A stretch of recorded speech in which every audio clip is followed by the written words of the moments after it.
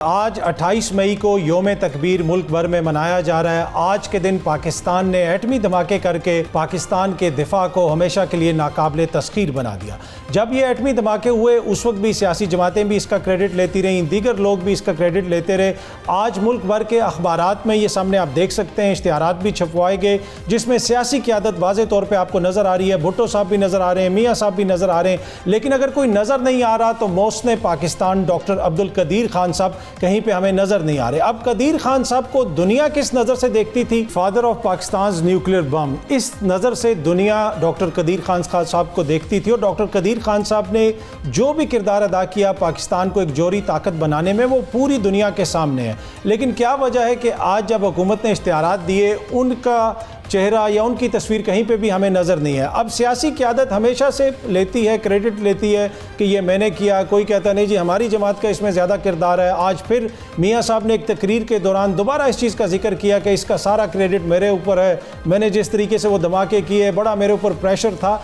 एक मौके के ऊपर डॉक्टर कदीर खान साहब से भी किसी ने मीडिया पर यह क्वेश्चन भी किया कि क्या इसका क्रेडिट मियाँ नवाज शरीफ साहब को जाता है। उस मौके पर डॉक्टर कदीर खान साहब ने क्या फरमाया? सिर्फ एक मौके के ऊपर नहीं, एक और टीवी प्रोग्राम में भी जब उनसे पूछा गया कि नवाज शरीफ साहब कहते हैं कि बम तो मैंने चलाया था। अब सियासी जमातों का भी इसमें क्रेडिट है, यकीनन क्रेडिट उनको देना भी चाहिए।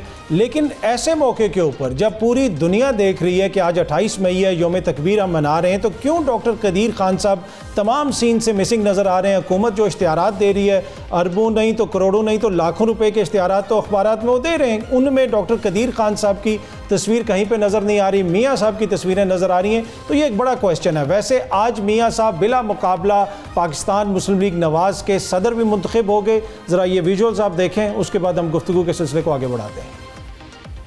आज ये इजलास मियाँ मोहम्मद नवाज शरीफ को पाकिस्तान मुस्लिम लीग नून का मुंतखब सदर करार देता है।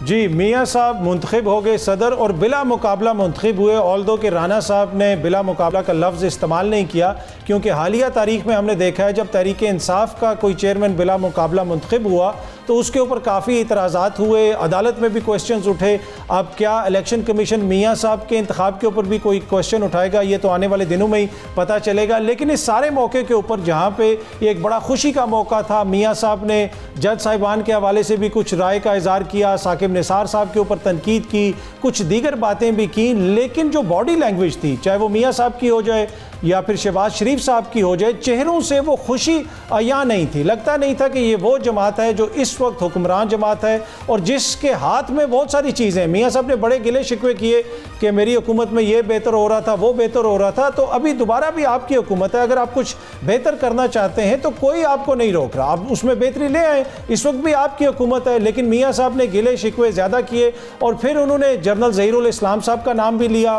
कुछ जिस तरह मैंने पहले भी अर्ज़ की कि जज साहिबान को भी तनकीद का निशाना बनाया, इस पर भी गुफ्तगू करेंगे। कुछ दीगर मामलात हैं इस वक्त सियासत में क्या हो रहा है। अली अमीन गंडापुर साहब किरदार अदा कर सकते हैं खान साहब और इस्टेब्लिशमेंट के माबैन, और पाकिस्तान तहरीक इंसाफ की जानिब से जिस किस्म का बयानिया अपनाया जा रहा है, जहरियाना किस्म की सियासत हो रही है, उस पर भी तनकीद हो रही है।